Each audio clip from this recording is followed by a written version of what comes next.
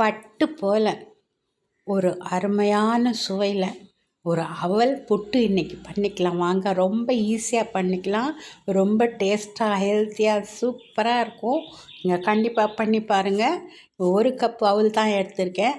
அது ஒரு சூடான கடாயில் போட்டு கொஞ்சம் வறுத்து விட்டுக்கலாம். அந்த அடுப்பை கொஞ்சம் மிதமாக வச்சுக்கோங்க. கற்க விட வேண்டாம். லேசாக இதை வறுத்துக்கலாம்.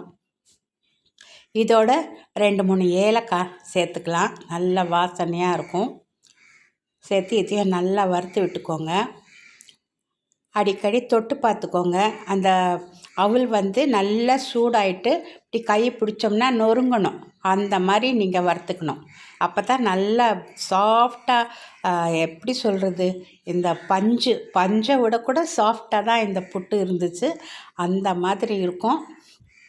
இப்போ நல்லா இதை வறுத்து விட்டுக்கோங்க. இதை வறுத்து நம்ம ஆற விட்டுடலாம். நல்லா ஆறட்டும். ஆறினதுக்கப்புறம் மிக்ஸி ஜாரில் சேர்த்துக்கலாம். நான் 1 கப்பு கொப்பரை தேங்காய் எடுத்துருக்கிறேன். நான் ஏன் சும்மா கொப்பரை தேங்காய் காட்டுறேன்னு நீங்கள் நினைக்காதீங்க. என்கிட்ட நிறையா இருக்கனால எடுத்துக்கிட்டேன். நீங்கள் உங்கள் நார்மல் தேங்காய் எடுத்து நீங்கள் போட்டுக்கலாம். கொப்பரை தேங்காய் அவ்வளோ டேஸ்ட்டாக இருக்கும். உங்களுக்கு இல்லைன்னா நீங்கள் நார்மல் தேங்காய் எடுத்துக்கோங்க. இப்போ நான் இதை மிக்ஸி ஜாரில் போட்டு நல்லா பொடி பண்ணி கொண்டு வந்து ஒரு தட்டில் சேர்த்துட்டு இதுக்கு ஒரு மிதமான சூட்டில், கை வச்சா பொறுக்கிற அளவு சூட்டில் பால் தான் போடணுன்னு இல்லை. பால் போட்டால் ரொம்ப சாஃப்டாக டேஸ்ட்டாக இருக்கும். கொஞ்சம் பால் தான். உங்களுக்கு பால் பிடிக்கலைன்னா நீங்கள் தண்ணி கொஞ்சம் வெதுப்பான தண்ணியை சேர்த்துக்கோங்க. சேர்த்து இதை நல்லா புட்டுக்கு கலந்த மாதிரி கலந்து விட்டுக்கோங்க. இந்த 1/2 கப்பு பால் இதுக்கு சரியாக 1 கப்பு அவலுக்கு இந்த 1/2 கப்பு பால் ரொம்ப சரியாக வந்துச்சு. சரியாக வெந்து கூட வந்தது. எதுவுமே ஒரு சிக்கல் இல்லாமல் பாருங்கள். இந்த கொஞ்சம் கொஞ்சமாக இந்த பாலை ஊற்றி இதை நல்லா பிசைஞ்சுக்கோங்க. எங்கேயுமே ஒரு சின்ன வறண்ட ஒரு தூள் கூட இல்லாமல் ஃபுல்லாக நல்லா பிசைஞ்சுக்கோங்க. நல்லா ஈரப்பதமாக ஆயிடுச்சா, கொஞ்சம் கட்டியாக இருக்கா, இதை நீங்கள் ஒரு மிக்ஸி ஜாரில் போட்டு பல்ஸ் மோடில் 2 சுற்றுனீங்கன்னா அவ்வளோ சாஃப்டாக வரும். அது அவ்வளோ உதிரியாக வரும்.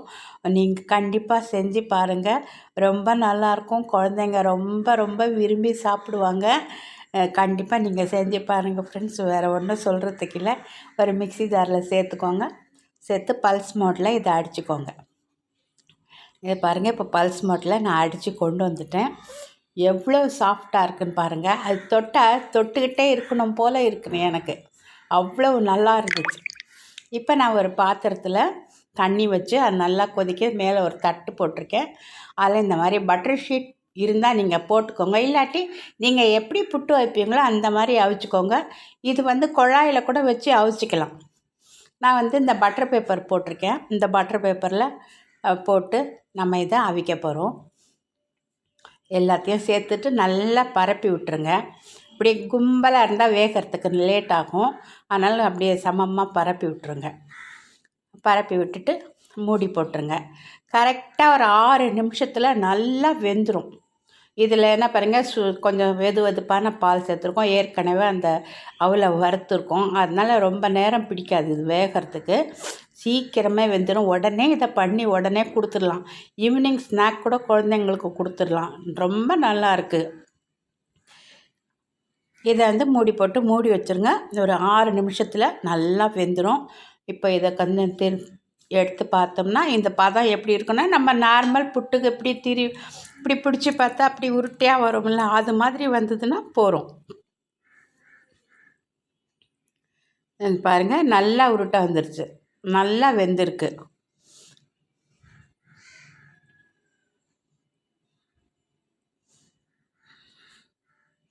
இப்போ நம்ம எடுத்துடலாம். நாட்டு சக்கரை ரொம்ப டேஸ்ட்டாக இருந்தது. அதை விட வெள்ளை சக்கரை ரொம்ப டேஸ்ட்டாக இருக்கும். குழந்தைங்களுக்கு கொடுக்கறது கொஞ்சம் பாருங்கள், நாட்டு சக்கரை போட்டு கொடுத்து சாப்பிட்றதான்னு. இல்லாட்டி கொஞ்சம் வெள்ளை சக்கரை போட்டு கொடுங்க, ரொம்ப டேஸ்ட்டாக இருக்கும். பாருங்கள், எல்லாத்தையும் தட்டில் போட்டேன். அவ்வளோ சாஃப்டாக அவ்வளோ நல்லா இருந்துச்சு. இப்போ இந்த வேறு தட்டுக்கு மாற்றிக்கலாம். இப்போ நம்ம தேங்காயும் நாட்டு சர்க்கரையும் மேலே போட போகிறோம். அதுக்காக நான் வேறு தட்டில் போட்டிருக்கேன். அப்படியே போட்டு அப்படியே ஒரு தம்ப்நெயிலுக்கு ஒரு ஃபோட்டோ எடுத்துகிட்டு போகிறேன். அதுக்காக நான் அதில் போட்டிருக்கேன். அவ்வளோதான் ஃப்ரெண்ட்ஸு, சூப்பரான ஒரு புட்டு. இப்போ ஆயுத பூஜைக்கெல்லாம் நிறைய எந்த அவுளில் வேணாலும் இது பண்ணிக்கலாம். வெள்ளை கூட பண்ணிக்கலாம், இலை அவுளில் பண்ணிக்கலாம், எது வேணாலும் பண்ணிக்கலாம். ஆனால் சிவப்பு அவுள் பார்க்குறதுக்கும் சாப்பிட்றதுக்கும் ரொம்ப நல்லா இருந்துச்சு பாருங்கள். அதை தொட்டுக்கிட்டே இருக்கணும் போல் இருக்குது, அவ்வளோ சாஃப்டாக இருக்குது அது.